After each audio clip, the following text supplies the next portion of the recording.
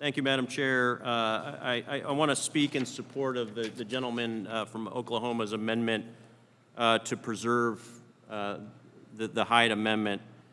At the beginning of your opening remarks, Madam Chair, you mentioned that this is a source of great concern for those of us on this side of the aisle, but I want to remind folks that this is a source of great concern for members of Congress from both sides of the aisle, and in fact, most Americans.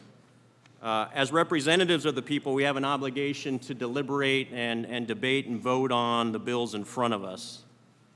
Today, we're not discussing or voting on Roe v. Wade. We're talking about the Hyde Amendment within this bill, and an amendment that, frankly, has been a bipartisan vote for about 45 years. We're not talking about Roe v. Wade. I find the comments from the folks on the left side of the aisle here today to be, frankly, disingenuous. This is not health care. Health care does not result in the termination of a perfectly viable life with the intent to kill that life from the outset. The words from the left are disingenuous because this bill, this amendment does not deny coverage. It does not deny the abortion. It just says that the taxpayers should not be paying for the abortions. To suggest otherwise is disingenuous.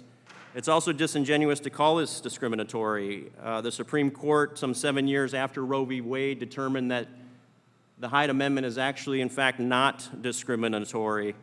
And frankly, I find it offensive, and in my opinion, it's discriminatory to say that the fathers don't stick around, that the only role that the fathers play is insemination, and then they leave after that. That in and of itself is a prejudiced statement. Yeah. I want to read a quote.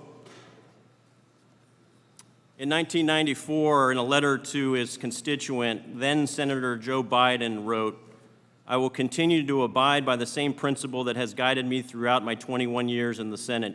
Those of us who are opposed to abortion should not be compelled to pay for them." He said, "As you may know, I have consistently and on no fewer than 50 occasions voted against federal funding of abortions. This is a bipartisan issue.